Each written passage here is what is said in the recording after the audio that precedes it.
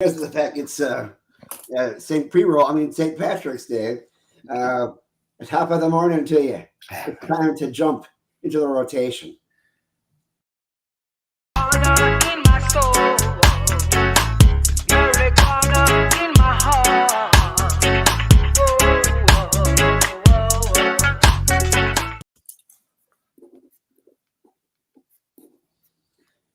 Oh, that sounded rough on my end. How did it sound to you? Sounded great to me. Yeah, I'm right here. Can you hear me? Yeah, I can hear you. Okay, well then, then you've probably been doing a couple of dabs already anyway. Good morning. There's three of us right now because we have the fourth one coming. So let's go ahead and just introduce ourselves. My name is Gary Son. I'm the political director here for Suncoast NORML. And I got to close my door. And to my right, your left, to your left, my right, whatever, is our deputy director, Carlos Angel Hermida, who, by the way, is not Irish. Thank you, Gary. Just, I don't have any Irish in me whatsoever either. My great grandmother was Scottish, if that helps. And below us, again, because it's St. Patrick's Day, we have the chairman of the board, and it's not Frank Sinatra. It is actually Dan Viets, the new chairman of National NORML. Dan, welcome to the show. Thank you. Applause from our virtual audience. Absolutely, very much. I appreciate it. Good to talk with you all here. And here's Chris. All right. And directly below Chris, our executive director, coming to us from beautiful Anne Arundel County, which is right next to the Beltway, where he hits them below the Beltway. Our executive director, Chris Cano. Thank you. There you go. See, I see you went on with the couture with the actual name. Today I went for the advertisement. we actually have an event coming up, Best Blunt in the Bay, which is always one of the biggest attractions. And I think it's in Zagat's, actually. If you look at the manual, you'll see in Tampa that when you're in Tampa, especially when it comes to this time of the year, you've got to come to the Best Blunt in the Bay to see who rolls with the best. We're working on some pretty cool things with that event too. So some stuff that we can't announce yet. I'm pretty excited for it. This is our third annual. It's become one of our biggest fundraisers and biggest draws, attraction to sign up new members for Suncoast NORML. So I'm excited for this year's events. For those folks listening, we have tickets on sale now. You can visit suncoastnormal.org. There is a limited number of judge tickets, and those are our most popular because, of course, judges get to smoke the entries, and who doesn't want to be that guy? So or lady, so or non-binary, however you identify. But all in all, get your tickets now. We will sell out. Also, we have team events this year, which is pretty cool. So if you can get together a team of four, not only can the four of you enter in as individual competitors, but you get the opportunity to participate in some cool team events that we're going to have. And there's a team discount of $100 versus the individual entry. So get four friends together and enter in as a team, and let's have a good time this year. But Dan, I wanted to say thank you for coming on. It's an honor to have the newly elected chair of the board of NORML joining us today. So thank you, Chris. It's an honor to be here. Happy to talk to folks down in Florida. Hoping you guys are going to join the first 24 states to legalize marijuana later this year. Absolutely. And by the way, Dan, are you Irish? I am half Irish. I am proudly half Irish, half Dutch. That's an unusual unusual combination. Yeah. Happy St. Patrick's Day to all of our Irish friends out there celebrating the day that the island became Catholic. Yeah. Just so you know, I don't celebrate it, but I do imbibe in things that are green today, just not foil hats. I smoke marijuana today. That's green, right? Yeah. How many years in the administration where everybody dresses up like leprechauns? I didn't get that part. So I was doing some research before the show, guys, and this gentleman here, Dan, is quite the character. He's been doing some big things, and I'm really excited to talk to him today, specifically about how he passed a law about legalization with home grow in it. Yeah. Well, I got a lot of friends together, Yeah, well, didn't happen overnight. That's one of the biggest struggles we have here in Florida is just we yeah. can't, they passed the law. We weren't even allowed to smoke it for about a year. And we've never been allowed to grow it. And that's really where true freedom goes. I think, we talk about this adult use initiative by Sensible Florida sometimes, whether you agree with it or you disagree with it. But I think really like the right way to progress this movement here in Florida is to make sure that patients can grow first. Yeah, well, and it's not news to anybody who's active in politics that most change is evolutionary. It's rarely revolutionary, and it's also the case that we often have to compromise. I mean, for some people that's a dirty word, and we all have to decide where you draw the line on a compromise. But back in, a little over a decade ago, the first two states to legalize marijuana, Washington State and Colorado, kind of set the model for what's come since then. Washington State, activists there, and I've talked with them at length about this, they were reluctant to make the compromise to take out home grow or personal growing option from their law. But the polling they were doing showed that it was not popular, that it was going to cost them at least a few points in the election. And, winning is important, put in the time, put in the money. And losing why is that such not fun? I'm sorry to cut you off there, man, but why is that such a dirty word? Why does the lots of folks who don't smoke cannabis don't understand that home grow is important, that it's something that is not a threat to them. I think a lot of people think home grow is just uncontrolled, Wild West. No way we can regulate it. No way we can tax it. No way. All I'm telling you, I don't know why, but there is a significant percentage of people that resist and not, people who don't use cannabis. And that's what we have to keep in mind. Most people don't, at least currently, use cannabis. And we have to convince those people that legalization is good for them, and not just for us.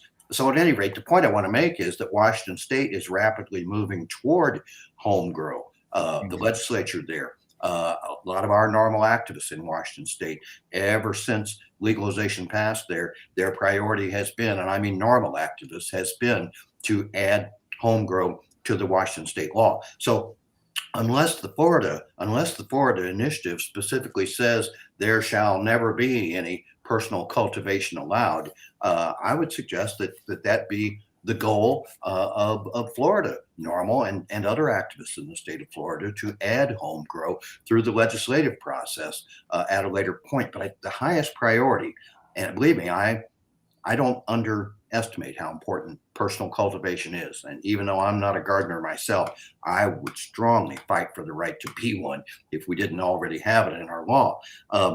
But stop the arrests. That's the number one priority. Stop people from being busted and sent to jail or sent to prison for cannabis. And that's what I hope Florida is going to accomplish later this year. And that was, we had opposition to the Missouri law here, even with personal cultivation. There were people who said, oh, this isn't good enough. It's not pure enough. It's not the perfect law. And if we wait for the perfect law, we'll be waiting an awful long time. We just have to recognize political reality sometimes. Well, if I had to put a word on what is the reason why we got pushed back in the home grow here in Florida, it's the word diversion. That is the one thing they fear the most, is that people are growing it only to be able to pass it out to the kids. And that's right.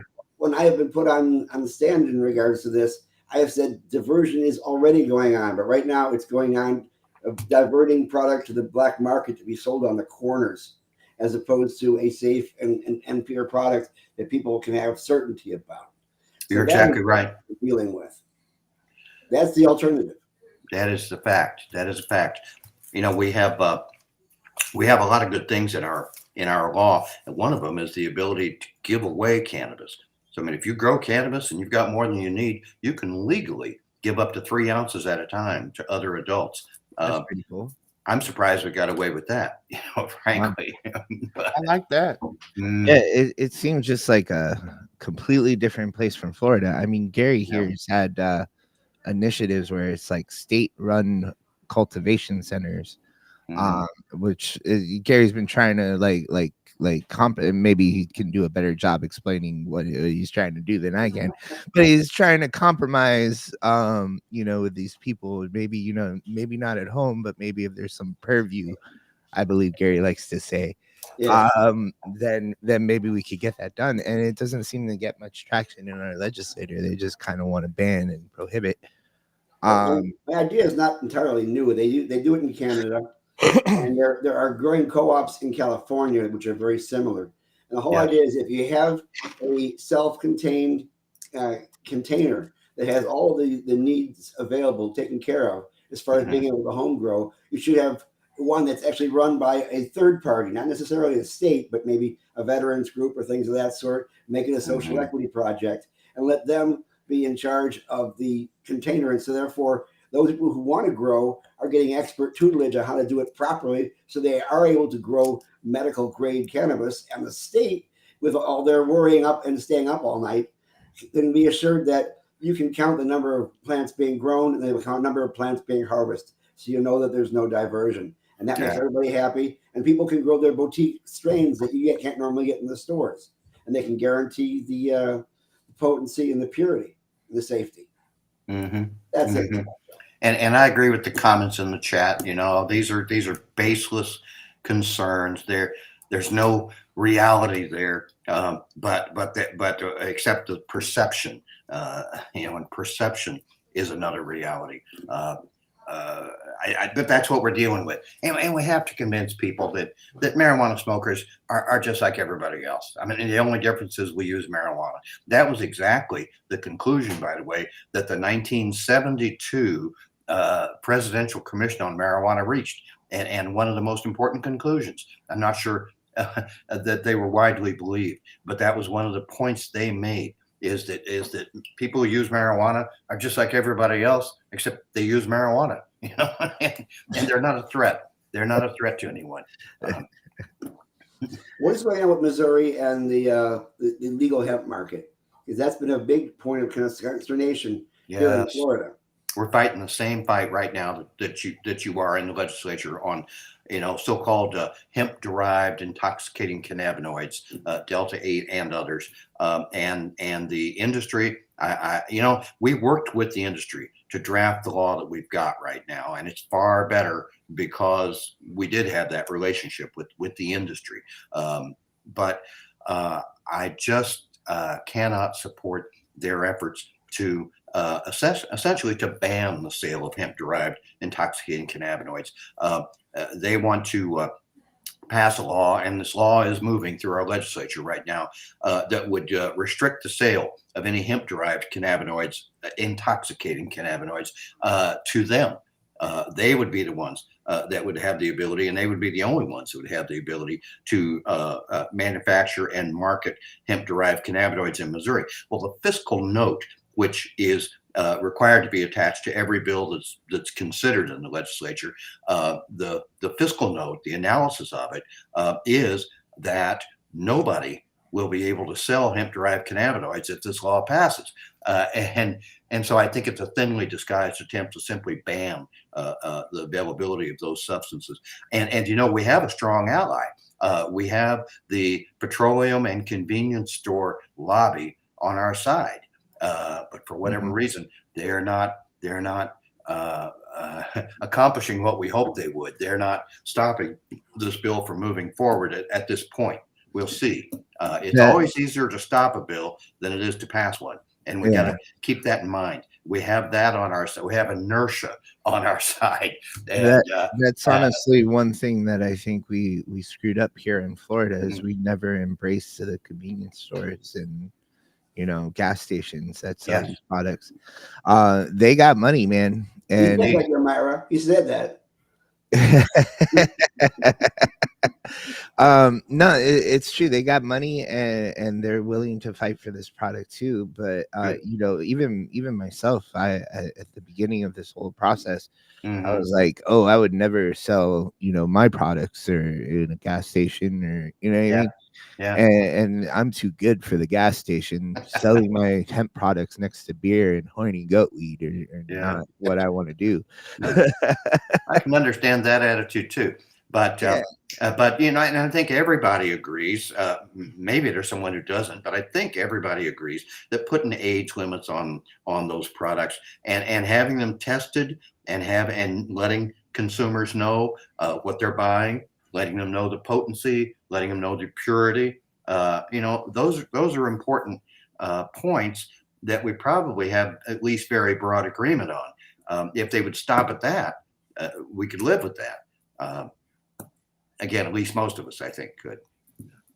Well, you know, Dan, that was part of what they passed last year was the regulation of it. This year, it's just a full-on crackdown and ban, and so that's the issue of trust that activists have in Florida with the industry. Is it seems like they just don't let up, and they don't. They have the money to influence elections. We've seen particularly the amount of money that they've given to the Florida GOP, the amount of money they've given to the current Commissioner of Agriculture, even seeing the industry donate to Governor Ron DeSantis's PAC that bans books has been very disappointing.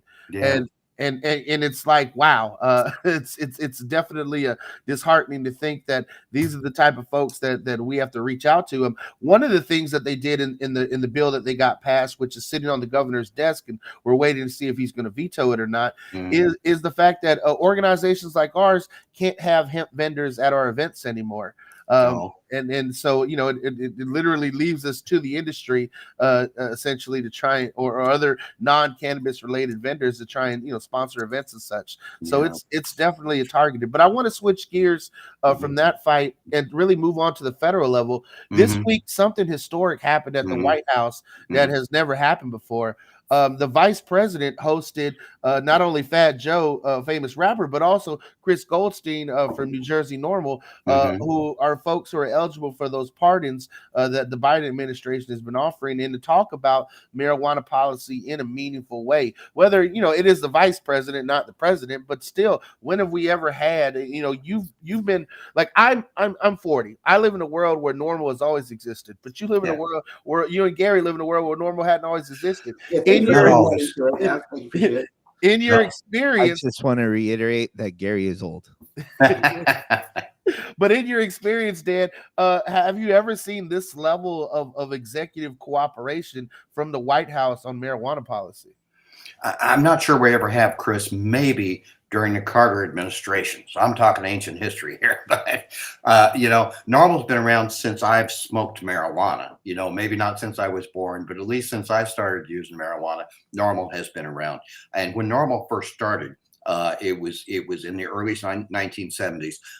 And during the Carter administration, there was an unprecedented level of communication, at least. And Keith Stroup, our founder, our national legal counsel now, still on NORML's national board. Keith Stroup actually helped to write the statement that Jimmy Carter made to Congress about marijuana, saying that the use of, or rather the legal penalties for marijuana use should not be worse than the actual physical consequences. It was more eloquent than that, but that was the basic point. So we did have an amazing degree of access and conversation, really, with the Carter administration. But that was a long, long time ago. You know, we always expect more from our friends, of course, than we do from our enemies. And we thought we had a friend in Bill Clinton, even though he claimed he didn't inhale.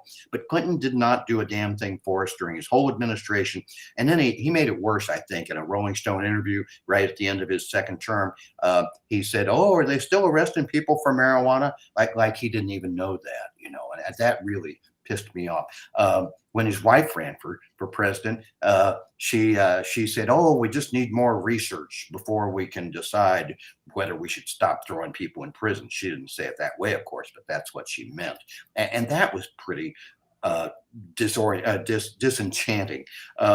And finally, we get Obama in office, a man who says he did inhale lots of times and used other substances when he was younger, of course. And yet Obama didn't do a damn thing for us either. I like Obama, but he was not any good on marijuana policy. Maybe I'm forgetting something. Maybe the Cole memo, he didn't bust the medical dispensaries, but we expect more from our friends. So now, we have a president who's actually a drug warrior. Biden was a drug hawk when he was in Congress, and he was in Congress for a long time. And although Kamala tries to come off like she's hip and she's our pal now, she was a harsh prosecutor when she was in San Francisco.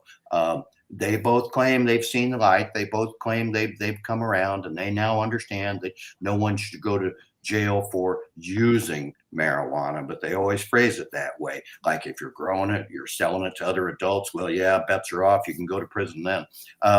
It is nice. I mean, I love the fact that Chris Goldstein got to meet with Kamala Harris this week, but I think he got to meet with her because he is again a pardon beneficiary, and he leveraged that. He leveraged that into a meeting with Kamala Harris, along with some other folks, along with the governor of Kentucky, and some others that aren't as well known. Why was Fat Joe on there?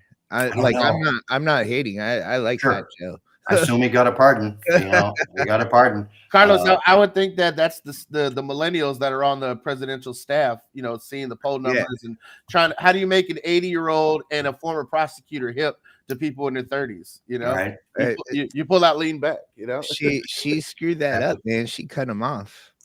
She was like, listen, Joe, I know that you're trying to say thank you, but I need to talk. I remember that.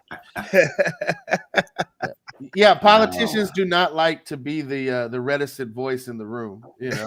Let's be certain about the way that our presidential things are going on. Yeah, there's been little bits and pieces of change at the executive level, at the legislative level. There's been almost 300 bills that have come across since 1972 to reverse the Controlled Substances Act and all of its sequelae. And yet the Carter administration and the Ford administration still continue to use their paraquat to try to poison the domestic crops. So we have to deal with that. And Clinton was a corporatist. and so was Obama at that point in time, and W. And the marijuana elimination project thrived during that time to attack home cultivators who were just You're right about paraquat, Derek. That was a betrayal, really, by the Carter administration. We thought we had some rapport. We thought we had an understanding with them, but when they started using paraquat, I know Keith Stroup really felt betrayed by the Carter administration. That's an important point to remember.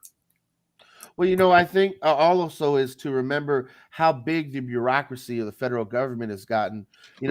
Carter at some points was considering both dismantling the CIA and the DEA.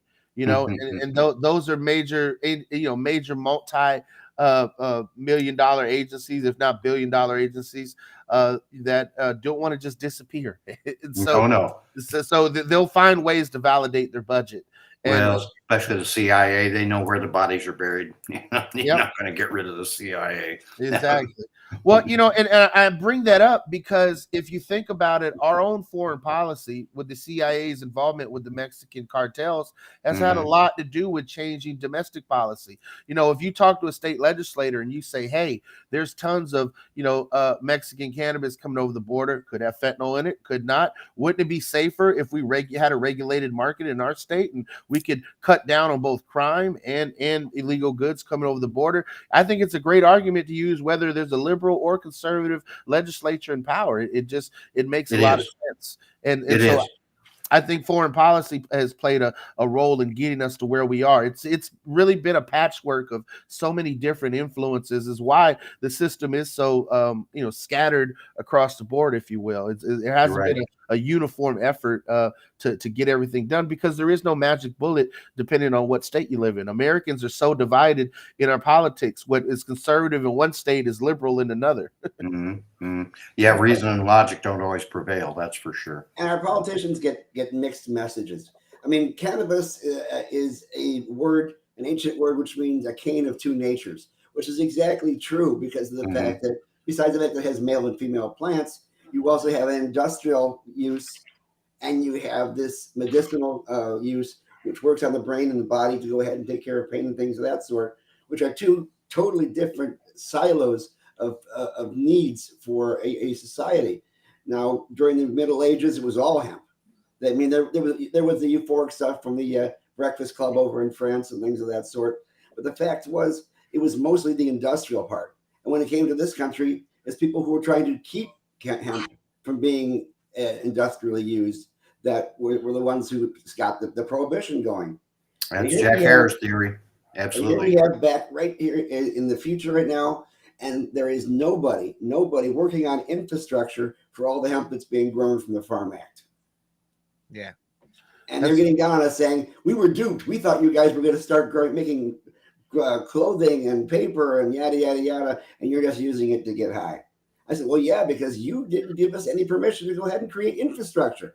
You didn't see one bill that would have helped farmers create infrastructure to coordinate the product and make all those things and save all those industries. You're right, Gary. Where's the farm grants? Where's the subsidies to be a hemp farmer? You know, you can get subsidies to grow corn all day in America. You can put out corn syrup, but you know, I would love if we had industrial hemp, we had hempcrete, we had hemp building blocks. Why can't I order my house, materials? Why can't I go to Home Depot and get hemp derived products? You know, and I'd love to work with somebody like Vilsack and just create some kind of bill that would create infrastructure across the country for industrial hemp. Wow. Looks like it's gone. Well, I'm sure it's a minor misconnection. We'll get him back. So, but Carlos, what about you, man? I mean, you got to adapt in the ever-changing market with the changes in the hemp. Would you switch to something industrial if you couldn't sell retail hemp? I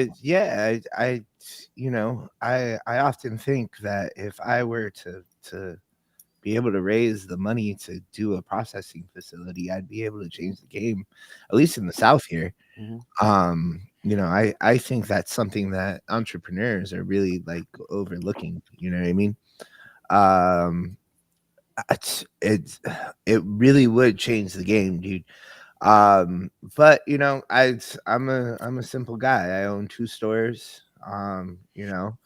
There's no way that I have enough money to get a decorticator or anything like that. Or rent out an old cigar factory in Ybor City, Yeah. So I mean, I would love to do it, but I also have all these things that I have to, I've got to run my companies, and I've got a staff that I'm responsible for. I've got old parents that I got to take care of when they get sick. Do you find very much feral hemp in Florida? Does it grow wild? No, we do here in Missouri, at least since World War II, but I suspect at least since the Civil War, we've had tons and tons of wild hemp in certain parts of Missouri. At a little farm I grew up on in Northwest Missouri, just every fence row, every uncultivated square foot of that place had thick hemp plants on it. And, so ironic that, yes, Mother Nature grows these plants that surround us, but they're illegal. Don't cut them down. They're just as illegal. And we get people who would drive through on the interstate. People from out of state would get busted every year for just cutting down those wild hemp plants. They look so good, and they are good for a lot of things, but not much good for smoking. Well, the conquistadors, they brought cannabis seeds to the United States in the 1500s, basically in southern Florida and southern California. So that's where it all started. And yet we had a commissioner of agriculture prior to Nikki, Adam Putnam, who when I sat down, he talked to me, he said, hemp can never grow in Florida. I said, hemp was growing in Florida before the oranges and the... Yeah, hemp was growing in Florida before his family had a county named after them. So he can take a long walk off that short bridge. These Florida crackers. And I'm not being racist. That's what they call themselves. As far as quality hemp is concerned, we do have problems with mold with our temperature. That makes Missouri probably better.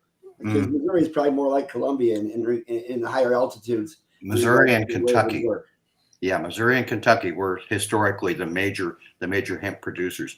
Hey, but I want to share with you guys one thing that I just happened to see yesterday. I was reading up on St. Patrick's Day history in the National Geographic's website, and so the question is asked: when was the first St. Patrick's Day parade, and where did it take place? Well, 1601, allegedly, in St. Augustine, Florida, the very first St. Patrick's Day parade, according to Spanish records. And of course, they weren't Irish, they were Spanish, but they liked St. Patrick. And so they had a parade in 1601 in St. Augustine, Florida. And that had to be the first St. Patrick's Day parade. Well, I love factoids like that. That's the kind of useless information you can really use. Check out National Geographic. It's a wealth of information. Well, Dan, I know we only got you for a limited time today. When we look at NORML moving forward, we've had great success with, chapter development. We have some really strong chapters in the country. Other chapters have fizzled out. You're only as strong as your leadership and the effort you put in. We have a really strong leader in you, now chairing our board. So what's your vision for NORML over the next term, as chair of the board? What would you like to see us focus on? Are there any projects or maybe states that we should focus to? Just kind of lay it out for the folks listening as to why they should get involved, and maybe they can find a lane that they can get in. Well, NORML's role from the very beginning, the model that Keystrup followed when he founded NORML, was consumer interest. The consumer lobby of Ralph Nader was actually the model for Keith's vision for what NORML should be, and it still remains that today.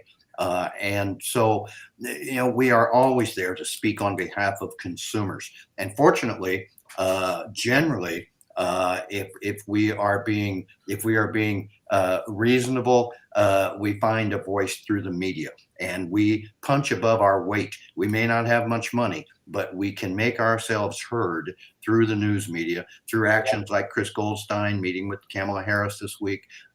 We can get our message across, and the media need to understand that there is a role for consumer advocates, and that's what we are: consumer interest advocates. And we're not enemies of the industry, but the industry does not represent consumers. And so I think we need to put a renewed emphasis on bringing at least medical marijuana to states like Nebraska, where I know they're working very hard right now to put medical marijuana on the ballot in Nebraska. That's one of those states where their state Supreme Court managed to cheat them out of having it on the ballot previously. But I think they're going to make it this year. And I urge people to support the Nebraska effort to put medical marijuana on the ballot. There are several other states that still don't even have medical use, Tennessee, for instance. And it's important to support those efforts to bring at least medical access to every state in this nation. And of course, the big fight, the ultimate fight, is in Congress. The ultimate fight is to repeal the federal prohibition of cannabis. I go to court with people right now quite frequently who are on probation or who are begging for pretrial release. Judges have always, in recent years, have required those people to be drug tested. Well, our new law in Missouri says thou shalt not revoke probation, parole, or pretrial release because of legal marijuana use. A lot of judges don't want to accept that. And their favorite argument is, it's still against federal law. I feel like the kid in Christmas Story. You're going to shoot your eye out. And it's like they think I've forgotten that it's still against federal law. And I say, well, Judge, this ain't a federal court. You're not a federal judge. Can you cite to me the federal statute? They have no idea what it is. I say, look, this court was created by the Missouri Constitution. This court, its entire authority and existence is a result of this document. And this document now says you shall not revoke my client's probation. So one judge down in South Missouri did that. He he revoked a girl's probation, told her to do 2 days in jail. But if you take me up on appeal, I'll stay those 2 days. It's like he's inviting her to appeal. So we just succeeded in persuading the ACLU, a great ally of ours, and I'm sure you all are working with the Florida ACLU. But the ACLU has resources we don't have, and the ACLU's attorney, who is an excellent lawyer, has now agreed to represent this girl. And so we'll go to the Court of Appeals and we'll settle that question, and we'll see whether the federal law allows judges to send people to prison for marijuana use when marijuana use is legal. I don't believe they will, but that federal law continues to be a thorn in the side of every state in the union. Marijuana law reform activists, it doesn't matter what state law you have, who are still going to hear that it's still against federal law until we get that federal law repealed. Now there's a strong temptation, there's a strong impulse on the part of even our best friends in Congress to over-regulate that federal repeal. They're not satisfied with just repealing federal prohibition. No, they want to put a 25% additional tax on it. And they want to impose all kinds of regulations and requirements that really have nothing to do with just repealing federal prohibition. You know, we're very conflicted at NORML about whether or not we want to support Schedule 3 rescheduling. And I think we have to grudgingly admit that, yeah, it would make things a little bit better in some ways, certainly better for the industry, but descheduling, removing marijuana altogether from the Controlled Substances Act, just as alcohol and tobacco have never been scheduled. Cannabis should not be scheduled either. And that's NORML's position, of course. We want to see the repeal of federal prohibition. We don't want to see any new prohibition or any over-regulation replacing that. Just get the federal government out of the marijuana regulation business. I guess the problem here is preemption. Normally, federal law preempts state law. And we live in a federalist society that allows you to have state laws across the country right now. And what a lot of folks don't know is that the Trump administration actually had a task force set up to go after the individual state laws and see how they could take them down. So, for those people who still think that Trump was the best thing that ever happened to cannabis in this country, he's got to get to the back of the line. Okay? No, yeah. Unfortunately, that's not a conservative position. The conservative position is decentralized government. Let the states have sovereignty. Let them set their own laws. That is an anti-conservative position to try to impose federal law on all of the states. But at any rate, don't get me started on Donald Trump.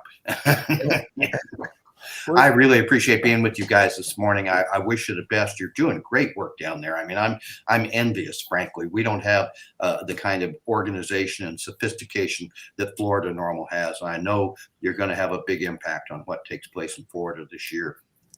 Well, Dan, we've got one last thing that we want to ask of you. Just go ahead, take a moment to look in the camera and tell people who you are and how they can get a hold of you, how they can support you.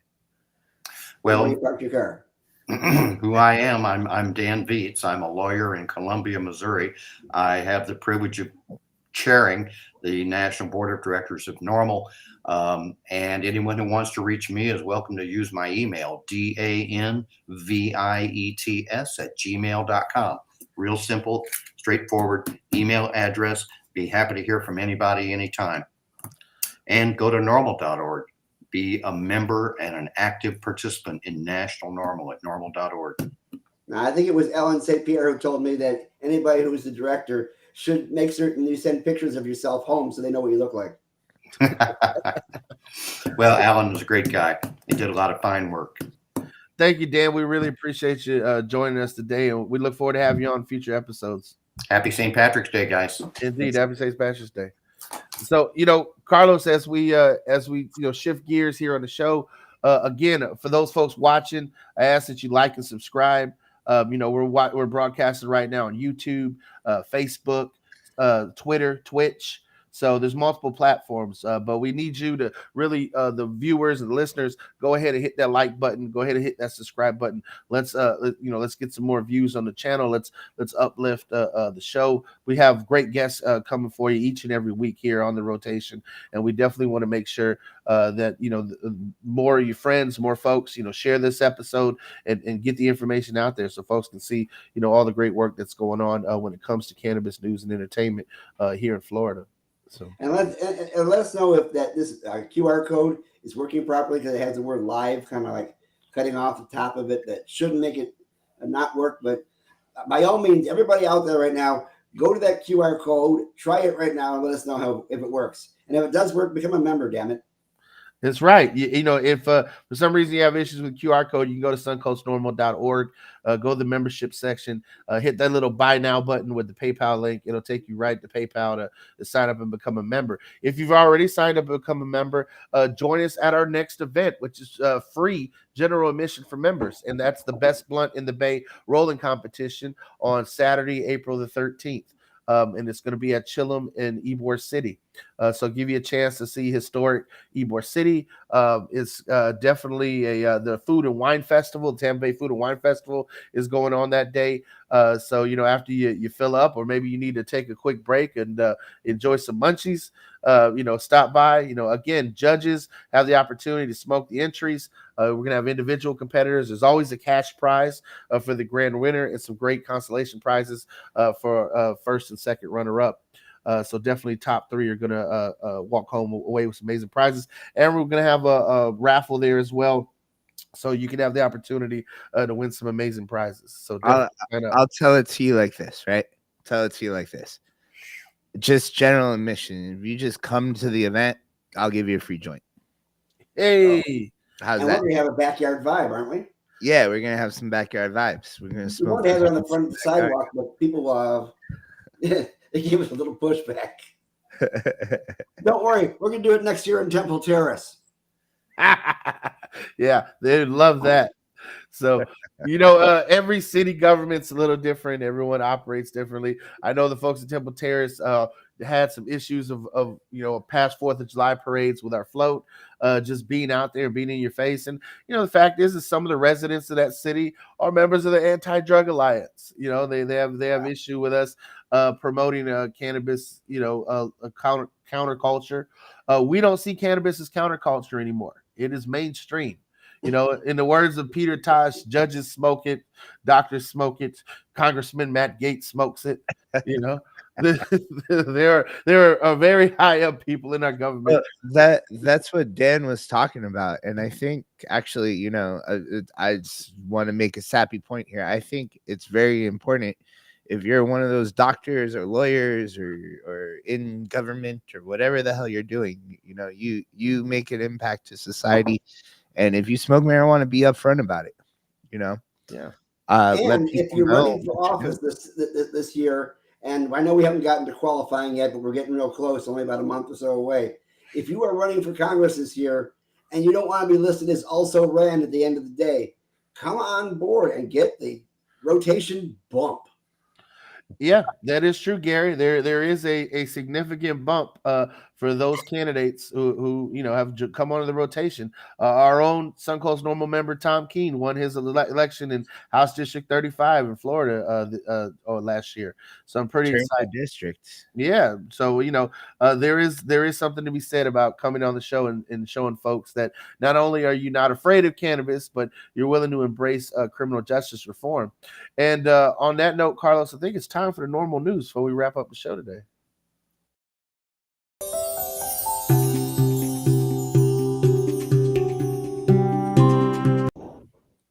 So when it comes to what we're talking about in the show, and we were just talking about normalizing culture, one of the biggest things that you hear is, what about the children? We got to protect the children from these potheads.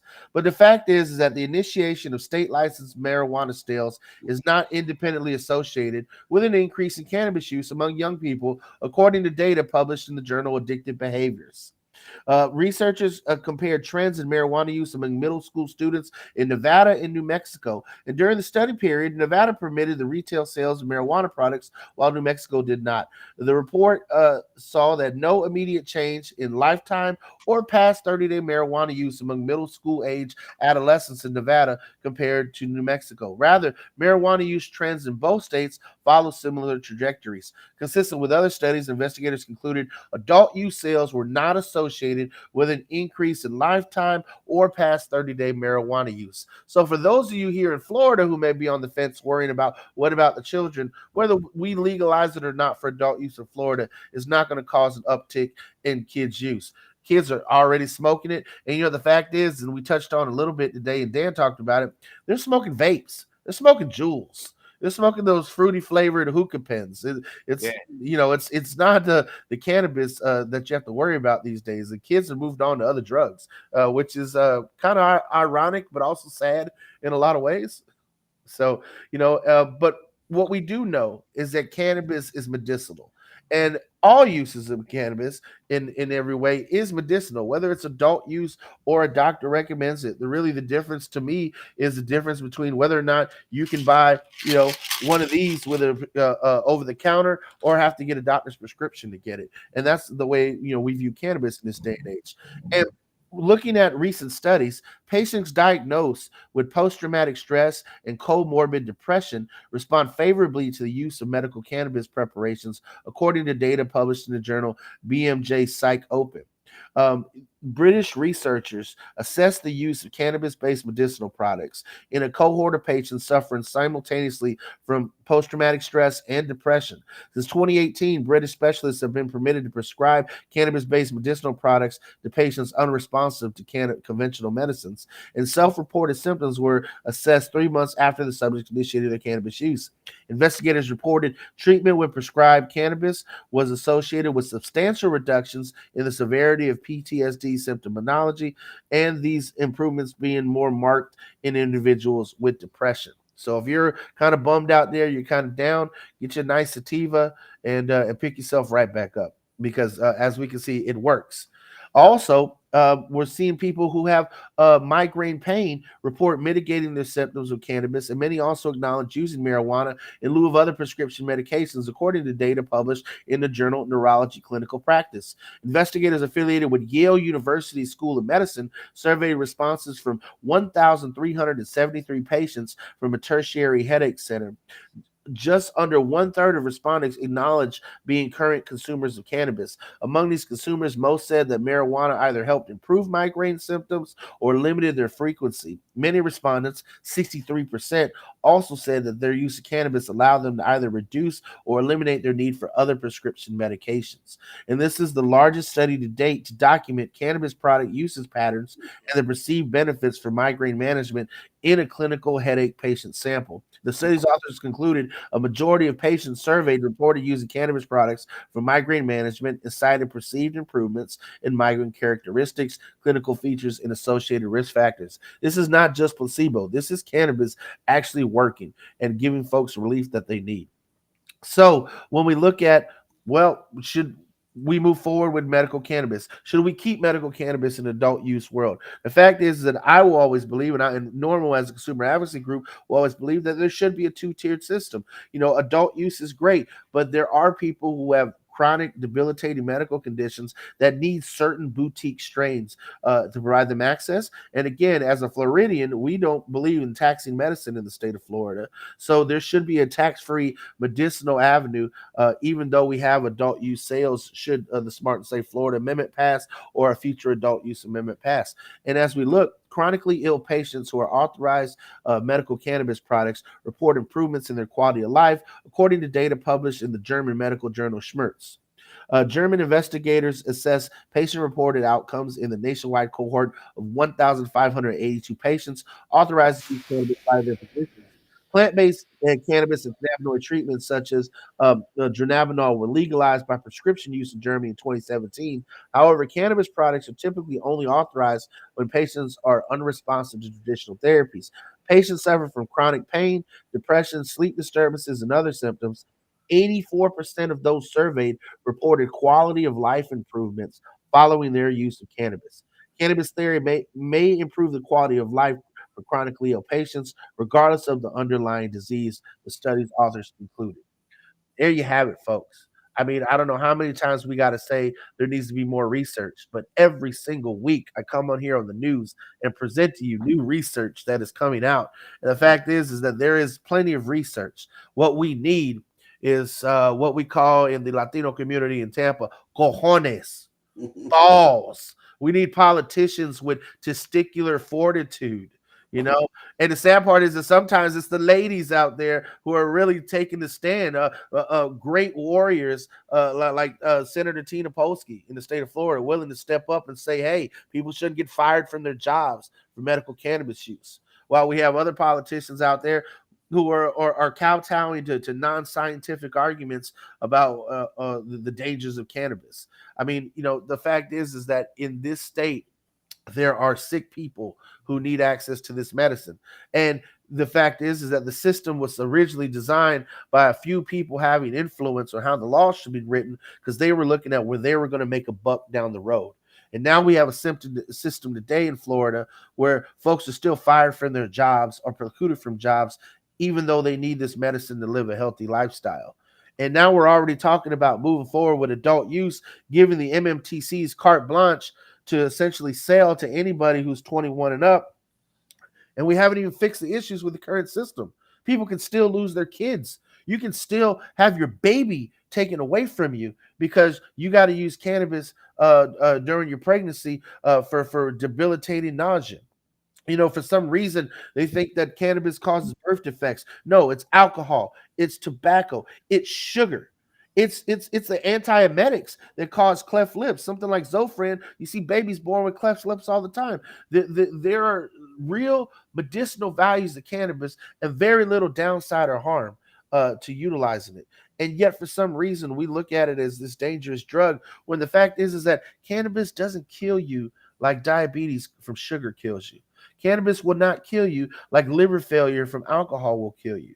And I don't understand the paternalistic, damn near fascist regulation that we still have, this attitude towards it in this state.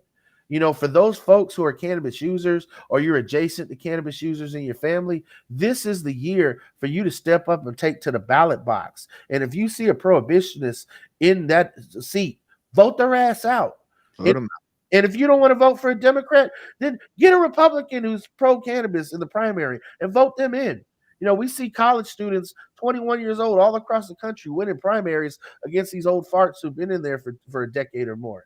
And that's okay. It is time for a change of the guard. It is time for millennials and Generation Z to take their rightful place as leaders in this country. Millennials, we're 40 now. We have kids. We have mortgages. If you don't have student loans, we have student loans. There's a lot of public policy changes that need to be made. Number one, stop arresting people for cannabis. And number two, if it's legal, make sure people can still utilize the safety. And that's where NORML comes in. As a consumer advocacy nonprofit, we're going to focus on the needs of the consumers. And what do consumers need right now? Cannabis consumers need politicians who are going to make sure that they're not being fired from their jobs or precluded from their jobs. Cannabis consumers need to make sure their kids aren't being taken away from them because they choose to utilize cannabis instead of alcohol or cigarettes. You know, everybody in a lot of ways self-treats and self-medicates in one way or the other to deal with the struggles of trying to make it in everyday human life and in this country with all the pressures that we have all around us with raising rents and higher insurance costs and worrying about, you know, just how do you survive in the free state of Florida, if you will. That being said, sometimes you need a glass of wine at the end of the day. Some folks need to take a cigarette. Some folks need to have a puff of a joint. But when you look at those different things, you see, wow, these over here are not even regulated. And this one thing is said that the federal government says it's just as bad as heroin. And you look at the hypocrisy of it and you realize something is not right in the state of Denmark. Something is not right in the state of free Florida. Nothing, it stinks to high heaven of fascism. It stinks of paternalistic regulation. And the fact is that we as an organization are here to fight for you. And we can't win without you. So one thing that makes a difference here is that we lack consistency of product here in the state of Florida. Yeah. I had one senator come to me and he said, is there any studies you can show me It shows that says that the black market, as he called it, is worse than the legal market. Because I was telling him that all about all the booth that was coming out, that sort. But I said that one of the problems with doing a research like that is that you have to assume that the legal market is monolithic, and it's not. Yeah, you have great companies. You don't know what a representative sample is. Well, you have great companies that put out good products, and then you have some other companies that are trying to streamline the process. And you have some companies that sell you popcorn buds. Other ones are selling, decent sized quality products. Some you crush up their stuff. There's mold and microplastics in it and pests. I mean, Florida, you're right, Gary, is a mixed bag. You have your good operators, you have your bad operators, you have your operators who are so big, they don't care if they put out a bad product. They'll just give you a refund or they'll just sweep it under the rug. But the public health concern is probably the biggest casualty in this year's legislative session, because what we did see is that is tons of complaints. I don't know the exact number off the top of my head, but tons of complaints were deleted from the Department of Agriculture's website, from other public websites against certain multi-state operators like TrueLeave for their products making people sick. And you guys saw that Ganja Leaks video where it showed how Khalifa Kush was made? It disgusted me. Studies like it's mold all over the place. Wiz Khalifa needs to come down here to Florida and put some boots in their asses, something.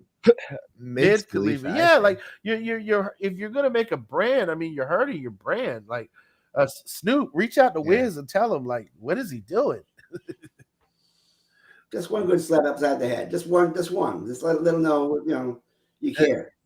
That's what I'm saying. We need a new cannabis celebrity. We need, and you know what? I'm going to nominate Gary Stein because we need somebody young and hip that the kids can identify with.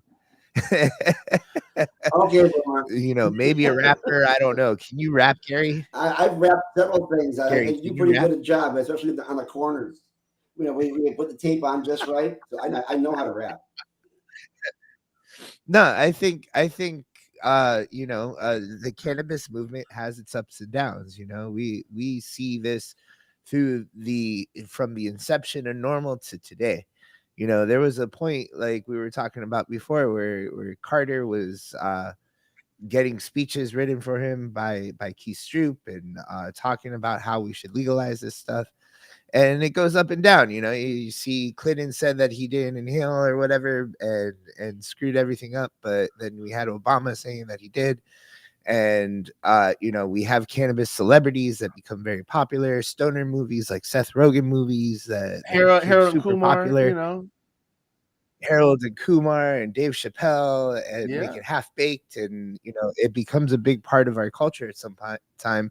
And then all of a sudden the kids grow up and they're like, oh, dad, half baked is lame. You know what I mean? Like half baked and Friday were American cultural icons. and you know what? It was because half baked in particular, like, really outlines stoner culture. Like, it literally outlined different kinds of marijuana consumers.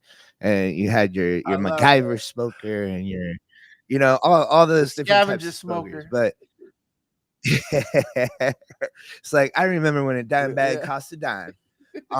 But we don't have that today. I think it's important that as the activists that we are, that we need to understand that right now we're needed more than ever.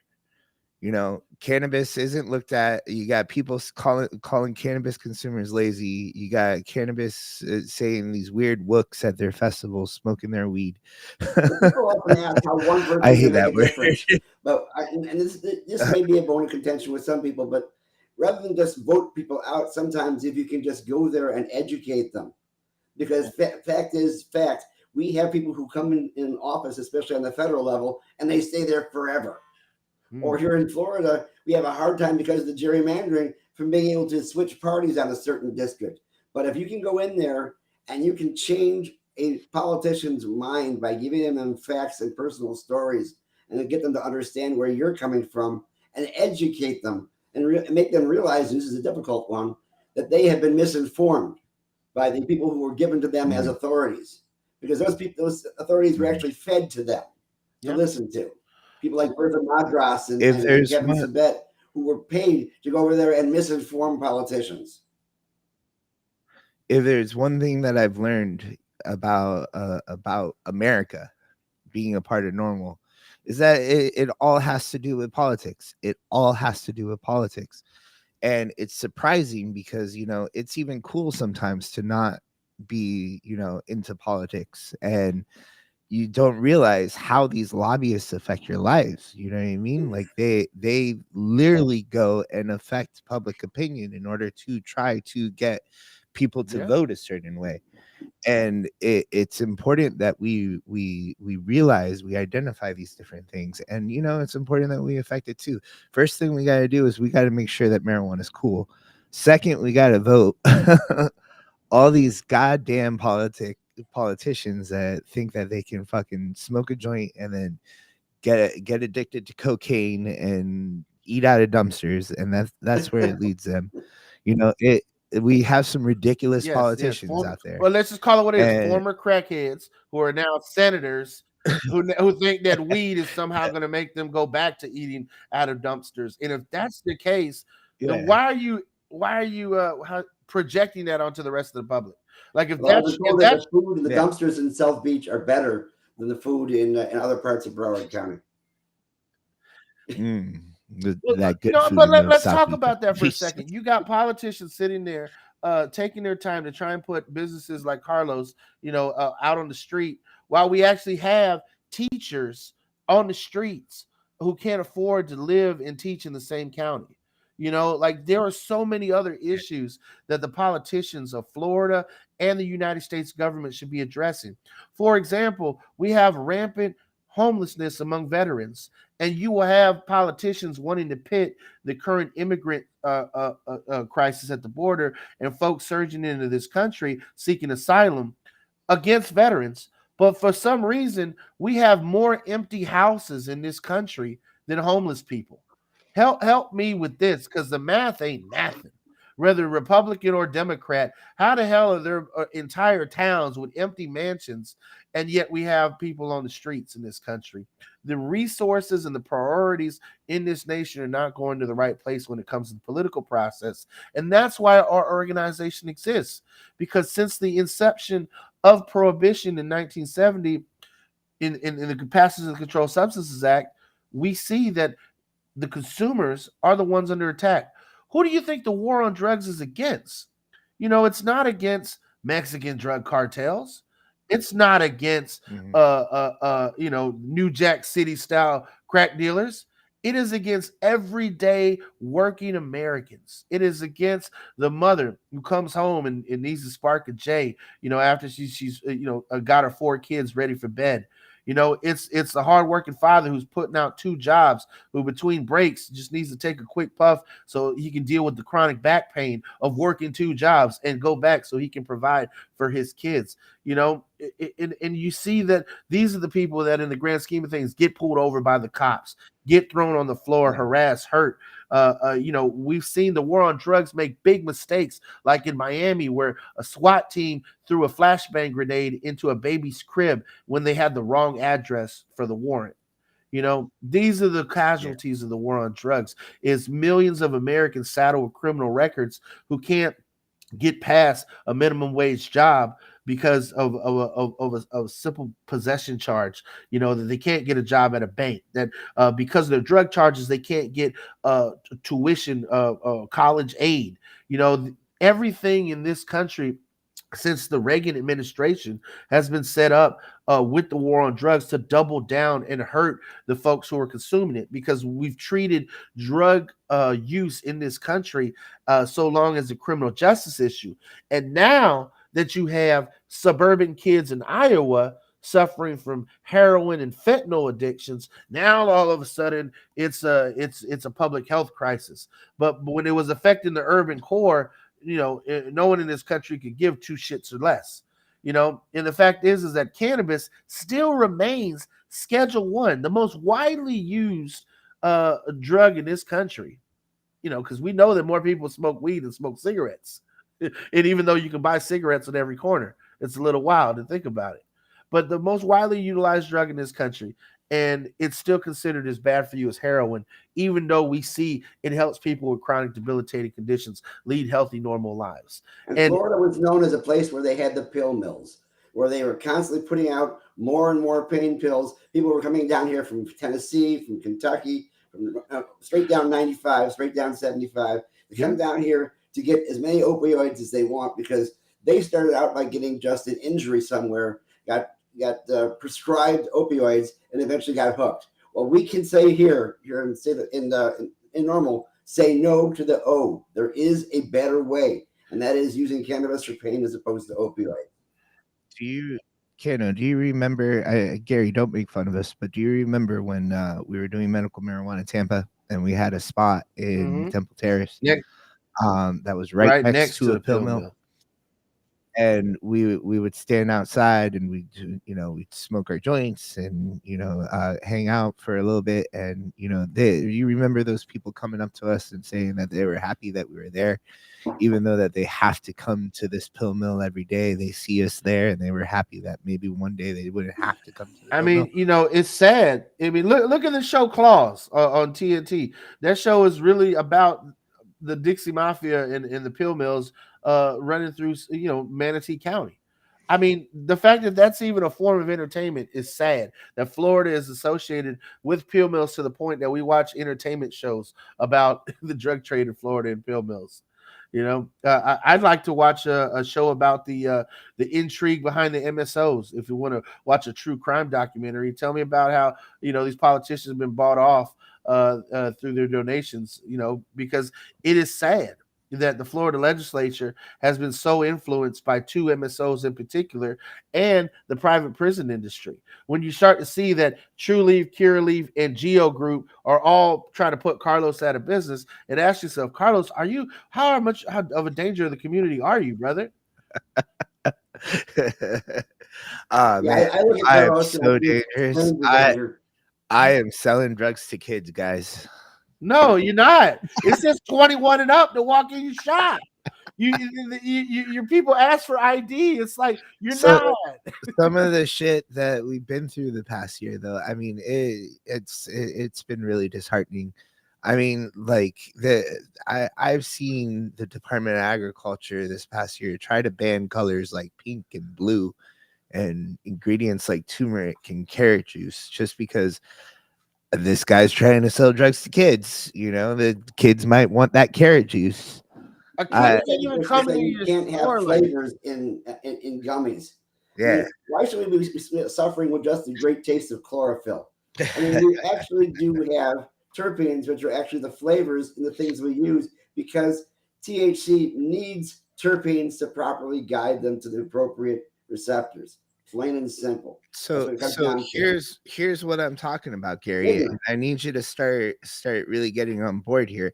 I need you to come up with a rap about how terpenes are okay to have in gummies. Can I auto-tune it? Yeah, we can auto-tune it. You can become the new marijuana rapper, and you got to be better than Wiz Khalifa and Burner. And then we can start getting these politicians on board. Gary is not sponsored by the private prison industry or Trulieve, so that automatically makes him better than Wiz Khalifa and Burner in my book.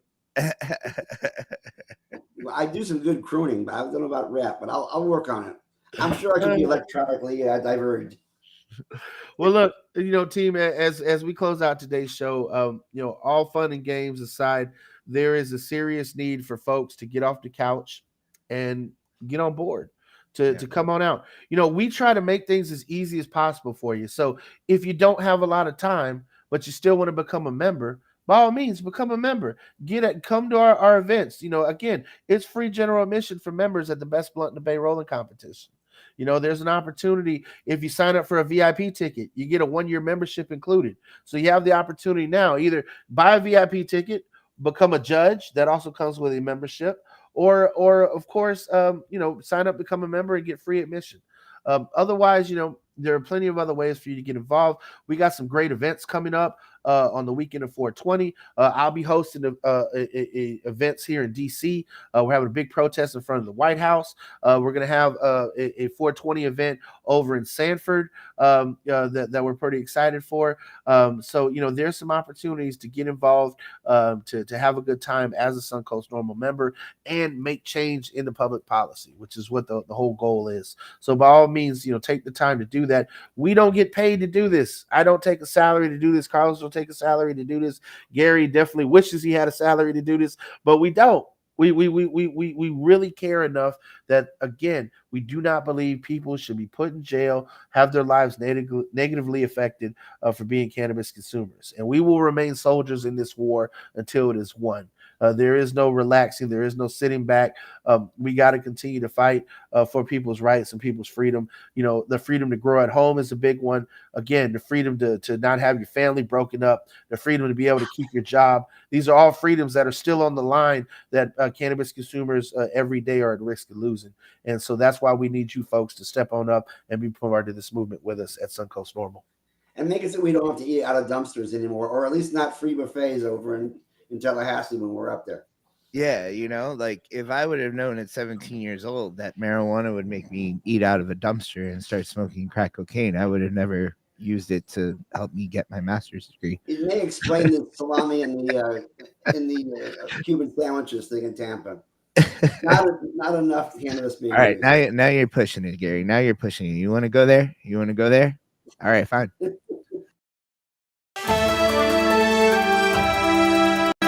I'm just messing with you. Look, I would like to see that, though. I would love to see more infused cannabis food festivals. That would definitely be a lot of fun. Definitely having a honey Cuban with infused honey would be pretty cool. I dig that. I'd eat that. Oh yeah. So, or even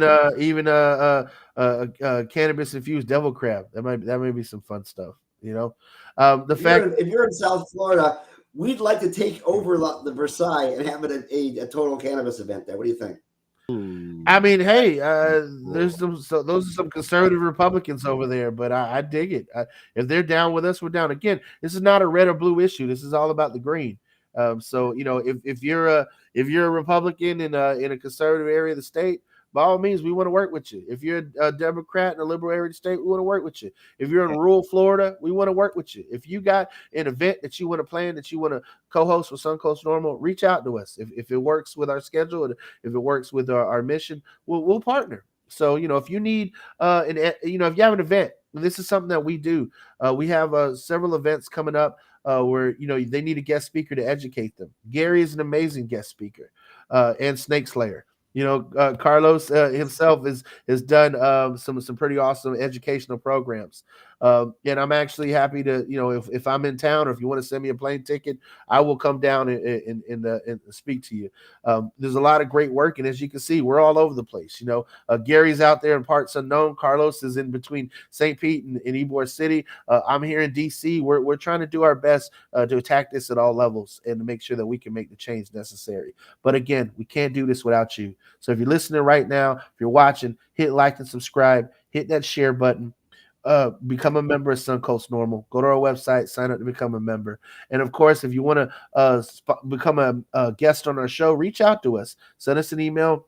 If you want to, you have a product that you want to post, you want to sponsor an episode of the show, we can work that out too. We can try and highlight your latest cannabis product or event that you have going on. And with that, I'll turn it over to you guys so we can wrap up and close out. I don't have anything to say. Gary, you got anything to say? I do, but if I do, we're going to go way, way over. I have this one story. Everybody hunker down. Let's listen to Gary's story. No, actually, I'm not going to do that now because it's time to go. Listen, you guys, we got a great show next week. We got somebody else who's involved in the federal aspects of these things. If you want to know what's going on in the national area, so we can go ahead and get rid of that ridiculous idea that, well, it is federally illegal, yada, yada, yada. We're working on that too. So peace out to you guys.